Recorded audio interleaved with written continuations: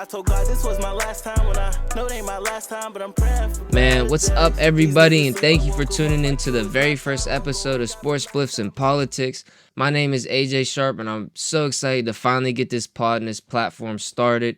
A lot of you guys know this has been in the works for a while, but I was waiting for some remaining legal aspects surrounding my case to get finished up before I fully felt comfortable with publicly speaking about details surrounding my case. If you guys couldn't tell by the thumbnail, I have a very interesting episode for you guys today. What we're going to be doing is diving into the Karmelo Anthony case and talking about some key similarities and some key differences between his case and mine.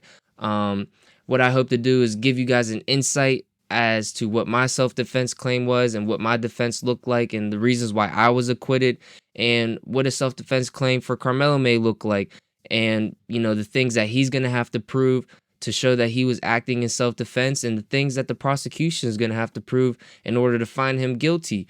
For those of you who don't know, the Karmelo Anthony case deals with a 17-year-old kid who stabbed another 17-year-old kid, fatally stabbed another 17-year-old kid at a track meet in Texas. And as for me, my case deals with an incident that took place in 2022, November of 2022, at a local bar in Greensburg, where I used my knife in self-defense. I was later acquitted in June of 2024, and after a long legal process, almost 3 years later, it is just now getting wrapped up. That's both the criminal and civil case. So let's start first by diving into the Karmelo Anthony case. So Karmelo Anthony is a 17-year-old black kid that was at a track meet in Texas when he fatally stabbed Austin Metcalf, another high school student at the track meet. So first and foremost, when I talk about this case, I'm just going to stick to the facts. There's a lot of rumors out there circulating on the internet as to what actually happened.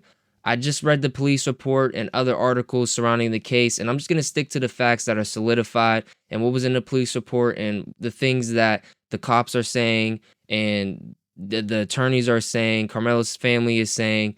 I'm not going to talk about all of the rumors circulating, that they were fighting prior and X, Y, and Z and all the different things that are floating out there because you just really don't know what's true until either party involved in the case solidifies the facts. So what we know so far is that Karmelo Anthony was at this track meet when it started to rain. So it started to rain and he took shelter underneath a tent at this track meet. Now, this tent was Austin Metcalf's tent. When he went underneath Austin Metcalf's tent, Austin took exception to him being underneath his tent and asked him to move. After Karmelo didn't move, Austin then threatens Karmelo by saying, hey, listen, if you don't get out of my tent, from under my tent, I'm going to forcefully move you from underneath my tent. Now, let's just stop there. First thing first, Texas is a stand-your-ground state. So what does that mean? And this is a key difference between his case and mine. So in Texas, if you're legally allowed to be somewhere, you have no duty to retreat in order to claim self-defense. Now, in the state of Pennsylvania, where my case took place, I had the duty to retreat first. So if I knew that I could avoid the necessity of using deadly force with complete safety by retreating, then I am unable to claim self-defense. Now, in my case, I had nowhere to go. I couldn't retreat anywhere, so that didn't really come into play in my case. But, in the Karmelo Anthony case, he was legally allowed to be where he was at. Just because Austin had this tent set up doesn't mean, he owns the property where his tent's set up. It just doesn't work like that. So in response to Austin's threats, Karmelo then says, hey, listen, if you touch me and see what happens. Touch me and see what happens. So this is really where the altercation starts to escalate. Karmelo's saying, hey, touch me, see what happens. Austin's threatening him to physically move him from underneath the tent if he doesn't move under his own free will. So what happens next is Austin then touches Karmelo in some sort of way. We're unsure whether that's a simple touch, a push, a poke. We don't know yet. Karmelo then responds by saying, listen, punch me and see what happens. Punch me and see what happens. At this point, Austin then grabs Karmelo. It is then believed that Karmelo reaches into his bag and pulls out this knife and stabs Austin one time in his chest, pierces his heart, and unfortunately, Austin passed away. Now, throughout this whole altercation, Karmelo was alluding to his bag, and that's going to come into play when we talk about intent and whether Karmelo provoked this incident which caused them to use deadly force. So that's going to come into play when claiming self-defense, because you can't claim self-defense if you provoke an incident. And I have rules for justification when deadly force was used. Now, this is just for Pennsylvania. So after Karmelo stabs Austin once in the chest, he flees the initial scene, but he doesn't run away. He's not trying to hide. And that'll work in his favor as well, because if he ran away and tried to hide, then that would look like an admission of guilt, and the prosecution would use that against him. Like, hey, if you were just acting in self-defense, why did you feel the need to run? Why did you feel the need to hide? But he didn't. And when the cops found him, he admitted to stabbing Austin. He admitted to being the one that stabbed Austin. Now, this isn't a problem either. It wouldn't be hard to figure out who stabbed Austin. There's countless witnesses on the police report. There was a list of witnesses. I believe there's about 20 something witnesses that the cops are waiting to question. So him admitting to stabbing him it's not going to be an issue. It's not an issue at all. So after being apprehended by the police, Karmelo then inquires about, the status of Austin. Now, this will help Karmelo as well, because this is going to kind of go into the intent aspect of his charges, because he was charged with first-degree murder. First-degree murder is premeditated murder, and then you have the intent to kill the person with premeditation. I believe, honestly, that Karmelo did not mean to kill Austin. Now, that sounds crazy, and the prosecution is going to raise the claim that, hey, you stabbed him. What do you think is going to happen? Especially you stabbed him in a vital part of his body. What do you think is going to happen? But just because you use deadly force does not mean you intend to kill somebody. And that came into play in my case too. And when I read the rules for justification when deadly force is used, I'll kind of explain that a little bit and how that played out in my case and how it may play out in his case as well. So now I'm gonna read to you guys the rules for justification with deadly force is used, and I'm gonna start by talking about what the prosecution has to prove in order for myself and Karmelo to be found guilty. So it says this. If the Commonwealth proves to you beyond a reasonable doubt that the defendant used deadly force, then to prove that such force was not justifiable in this case, it must prove one of the following elements beyond a reasonable doubt. So now we're getting into what the prosecution has to prove in order to find myself guilty and to find Karmelo guilty. So it starts with this, that the defendant did not reasonably believe that he was in immediate danger of death or serious bodily injury from Joseph Williams at the time. Joseph Williams is the alleged victim in my case. At the time he used the force, and that, therefore, his belief that it was necessary for him to use deadly force to protect himself was unreasonable.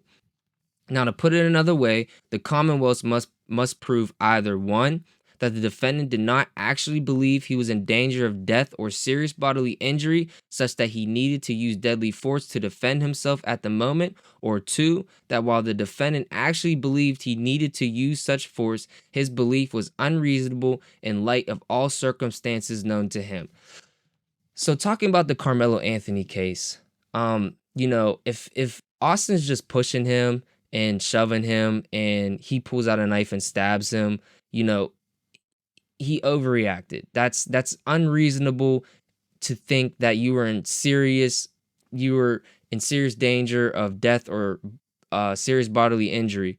It's just an overreaction, and it's going to be hard for him to claim self-defense if he was just getting pushed and there was no real threats to his life said by Austin. Now, I don't know what Austin was saying. If Austin was claiming that he was going to kill him and beat him to death or something of the other, then Karmelo would have the belief that he was in immediate danger of death or serious bodily injury. And that's why it's just far too early to cast judgment on either party, whether it's Karmelo or Austin. It's far too early.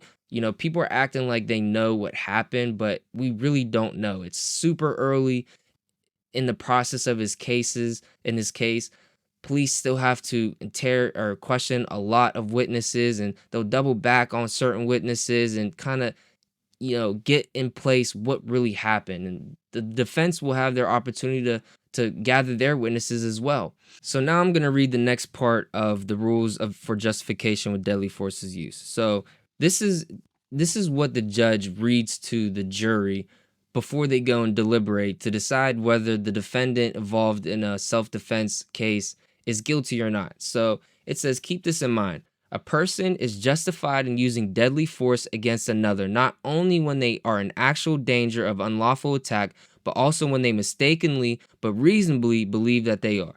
So, talking about Carmelo Anthony, like I said, if Austin was threatening him in certain ways and then was backing that up by physically assaulting him, then he would reasonably believe that he was in danger, even though he might not have been, even though it might have just been some pushes and some shoves.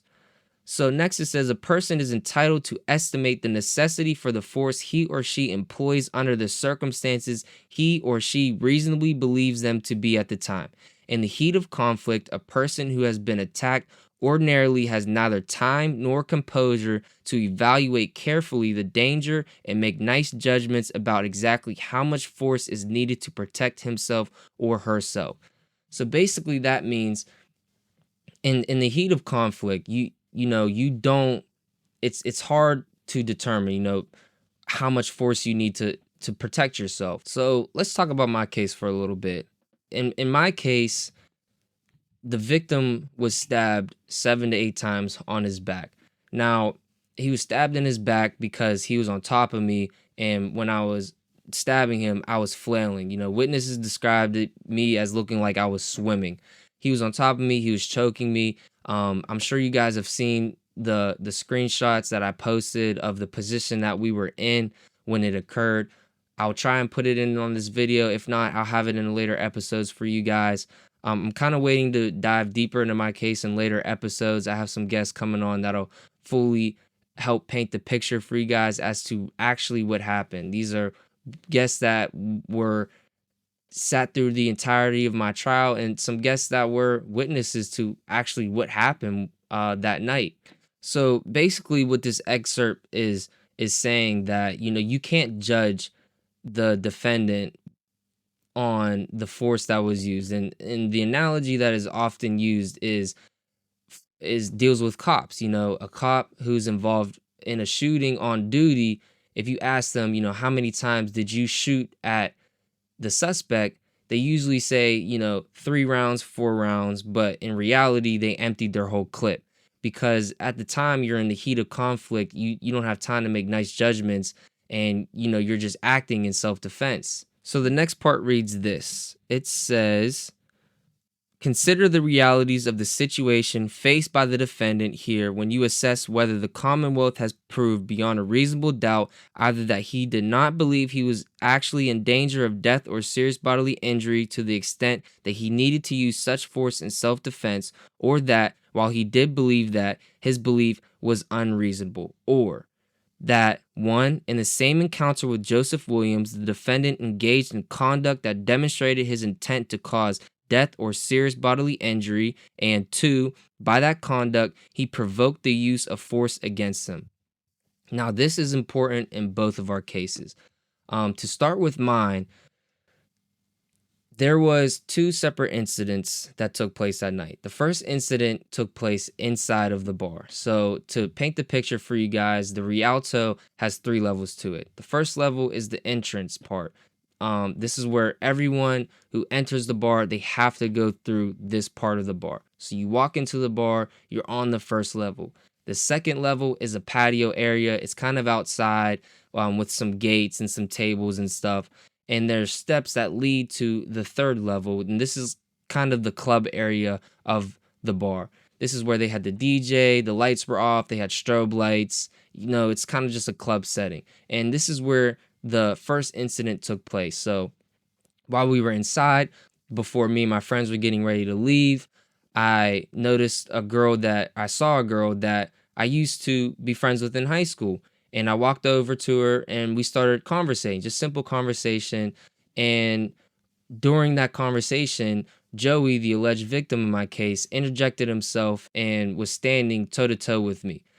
At this point, he then cocks his head back and headbutts me in the face. And he admitted on the stand to prosecution and to the detectives that he did it for really no reason. He tried to say that he did it because the the girl looked as if she was distressed, but the girl said that she wasn't and that it was just simple conversation. She doesn't know why he acted in the manner he did. So the prosecution tried to rationalize his actions, of course, by saying it was just a lapse in judgment. I guess assault against another person is just a lapse in judgment, and you're not held accountable for your actions, especially if you're a privileged person, as he is, evidently.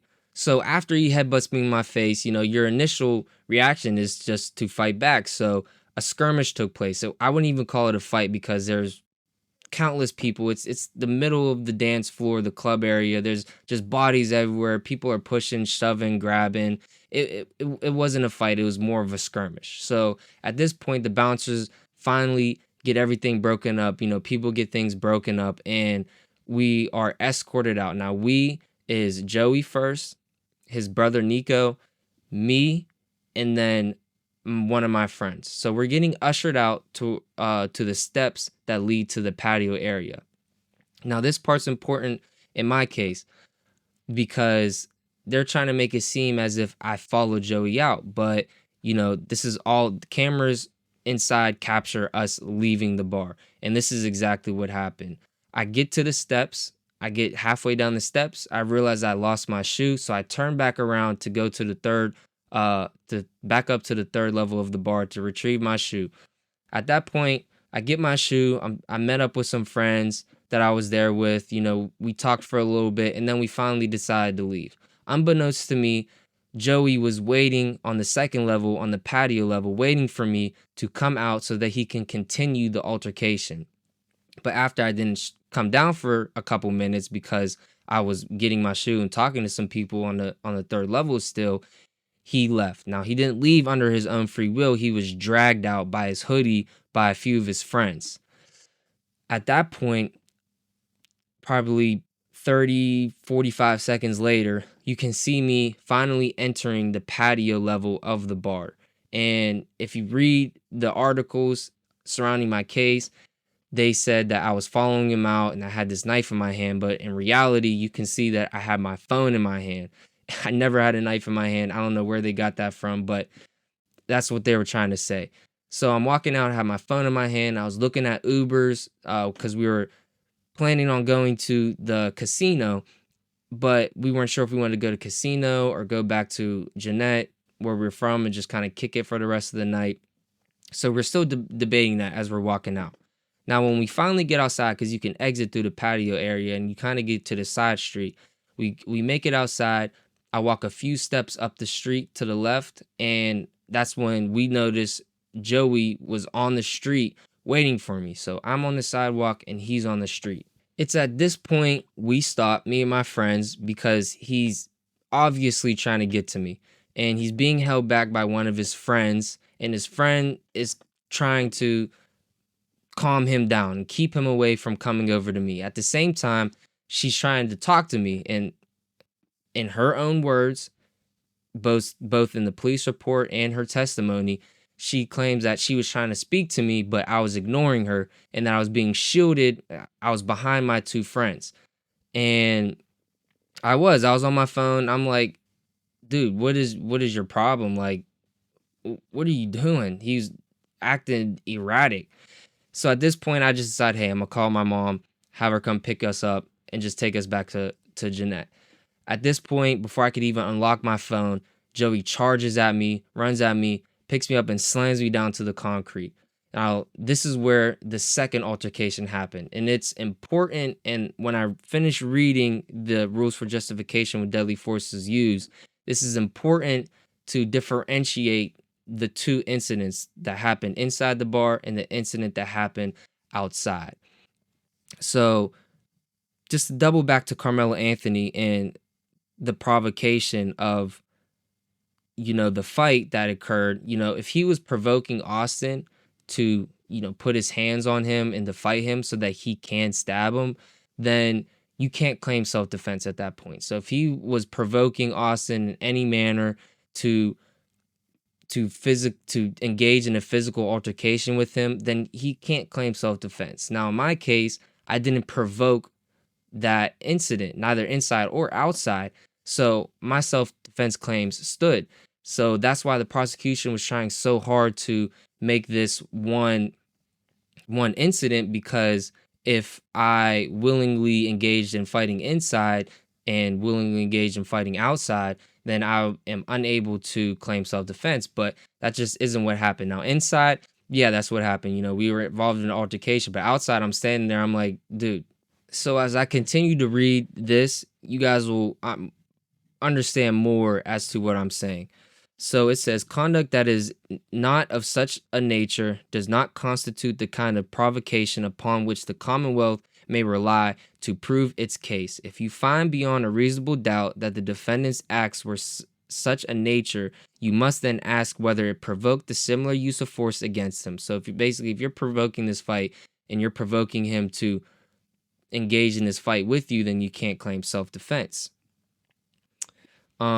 It says, in this assessment, the conduct by the defendant may be the initial provocation of the fight, or it aggressor, or was the person who escalated the incident to one involving the use of deadly force. If he thereafter withdraws in good faith, making it clear that his further intentions are peaceable, and the alleged victim pursues him and renews the fight, he does not forfeit his right to claim justifiable self-defense. So that's why I was telling you guys a little bit ago why it's important that these two fights in my case were differentiated, because when I got outside, it was peaceable. I wasn't trying to fight anymore.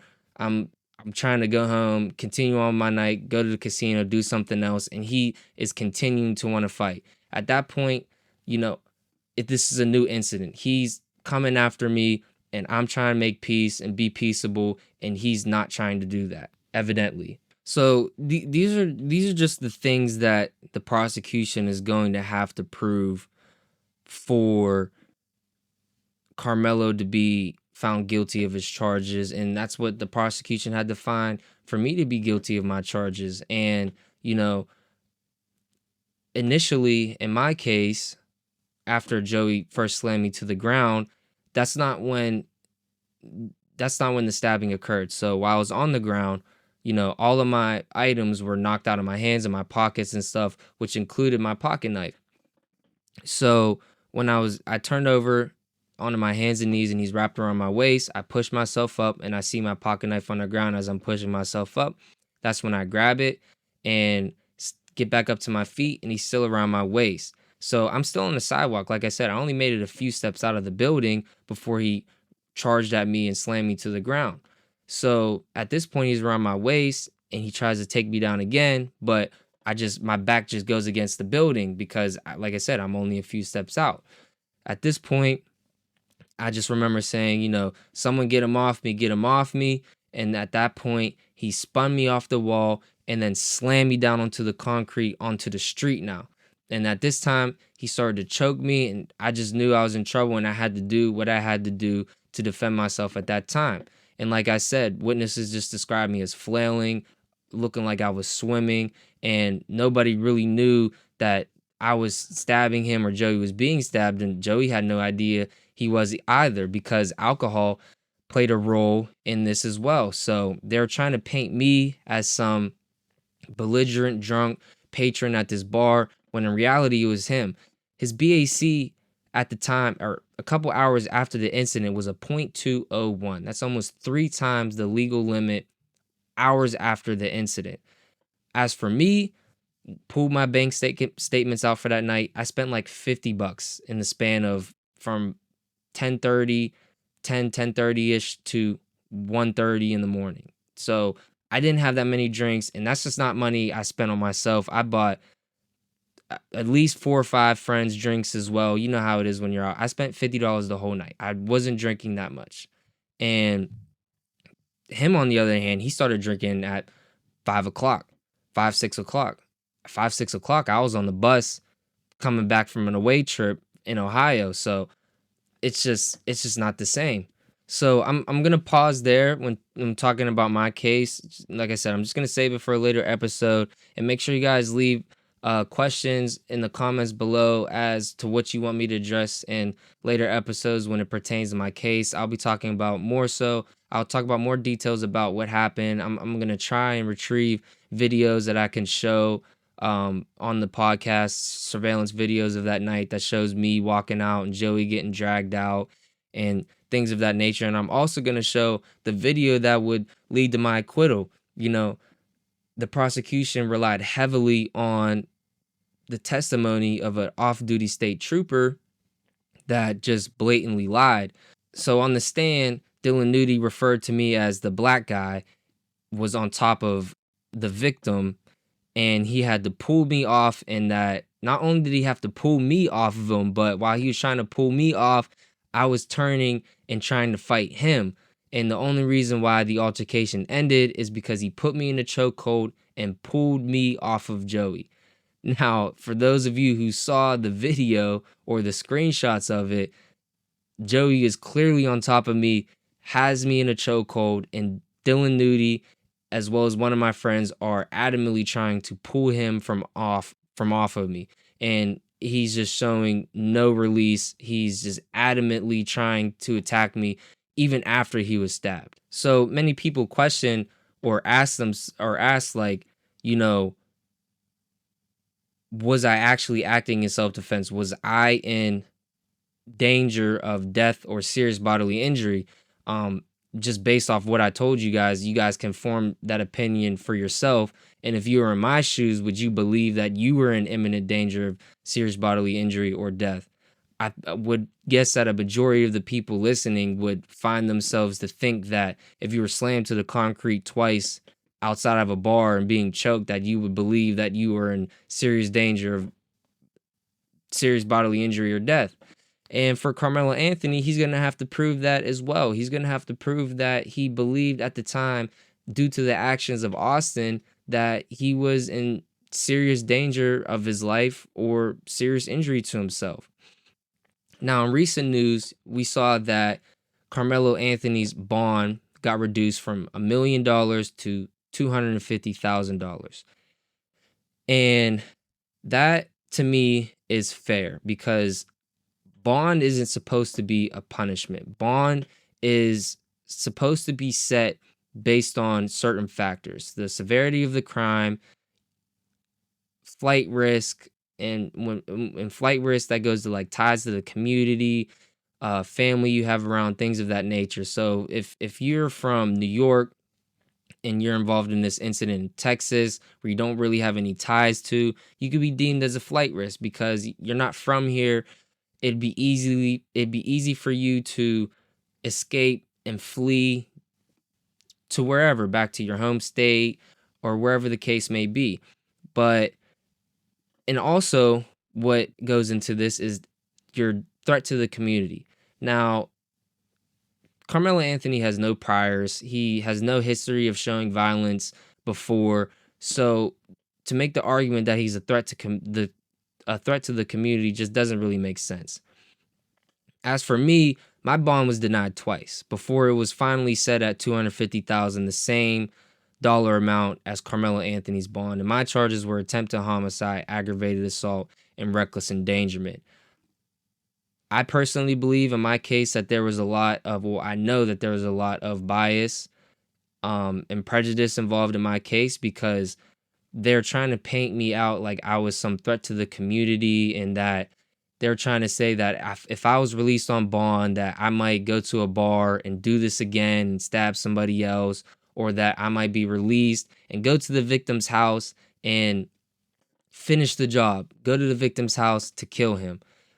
And that just sounds absolutely crazy, especially for anybody that knows me. And, you know, sitting in the courtroom and hearing the prosecution and the judge say these things about me, especially given the things that I was involved in, the things that I was doing at the time just doesn't really make sense. I mean, I was a college student, I had no priors, no history of violence, and they're trying to paint me out like I was some career criminal, some thug in the streets, and therefore they denied my bond not once but twice.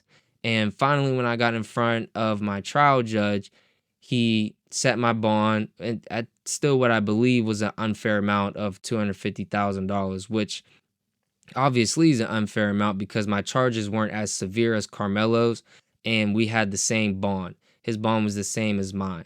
So, just based off the evidence that was given so far, I believe that Carmelo will probably end up getting a lesser charge of voluntary manslaughter or something of that nature. I don't believe first degree murder is a correct charge for him. I think that if they are able to prove, the prosecution that is, that Carmelo was provoking Austin in such a manner to where he did engage in a physical altercation with him, and then Carmelo stabbed him off rip, I think that then maybe there could be an argument for first degree murder, but I believe that still is going to be a hard. I think it's going to be hard for them to prove that. But for Carmelo Anthony, if he was provoking the fight and Austin wasn't acting in a manner to where any reasonable person would believe that they were in imminent danger for their life or serious bodily injury, then I, it's just going to be hard for him. And, I'm not picking a side for either because, on one side, a young life was lost, and on the other side, a young life was lost as well. It's just a sad case all around, and I'm not really understanding why people are engaging in this debate that the media is putting out there to make this a race thing, because I think his father said it the best. The Austin Metcalf's father, this isn't a race thing. It's a tragedy that happened. Two kids, two lives were lost. Two children's lives were lost this day, and it's just a sad thing that happened. So we'll we'll wait to see what happens, and to see what these witnesses have to say, and the credibility of each witness will go into play when it comes to this. I'm sure that there's a lot of witnesses that saw what happened that had no relation to either Carmelo or Austin that can give, an unbiased opinion or unbiased testimony. But, Austin's brother was there at the time. His credibility is going to be hit a little bit just due to the fact that he is Austin's brother, and obviously he's going to protect his brother to the fullest extent that he can. Just like in my case, the alleged victim's brother, Joey's brother, was one of the key witnesses involved in this case. And Nico, the brother, perjured himself on the stand because in the preliminary hearing, he testified that he didn't see how the fight happened, and it was interesting to see in my case how all of the witnesses that the prosecution brought up, none of them saw how the fight started, even though they all were there. I mean, I was there. I remember them standing right there. They know how the fight started. They saw what happened. It's just they're going to protect their friend. And the prosecution was very calculated in the witnesses that they interrogated or questioned to make sure that the witnesses that they were questioning would support the narrative that they were trying to push. I told the detectives that night exactly what happened. Obviously, it wasn't as fluent as I'm able to tell it now because I was just removed from one of the most traumatic incidents of my life, and I was unable to properly project what happened. My mind was all over the place, and they still couldn't pin me to anything. They couldn't say I was lying about anything because my story remained the same from the night I went into the bar to the night I got out of jail to the day I got out of jail until the day that I took the stand and testified as the last witness in my trial. So yeah, it's gonna be an interesting case to see how this plays out, and I'm excited to finally get this podcast underway. Um, this is just gonna be a short episode for today. You know, I didn't want to do something super long as my first episode. Kind of just get my feet wet with this a little bit. I'm still working on the setup of everything. I have some things ordered to kind of make the setup look a little bit better, but I think this will do for now. But you know, thank you guys for tuning into the very first episode of Sports Spliffs and Politics. Make sure you follow the Instagram at SSP_podcast. And you can follow my main as well, AJ Sharp 2. And be on the lookout for future episodes and content that I'm looking to put out. I want to do a lot of different things with this platform, ranging from, videos like this where I'm just talking about current events, whether that's politics or anything of that nature, to sports, just to casual conversations, just like any other podcast. So I thank you guys for tuning in. Thank you to everybody that's been supporting me for the longest. And yeah, I'll catch you on the next episode. I told God this was my last time when I know it ain't my last time, but I'm praying for better days. These niggas sleep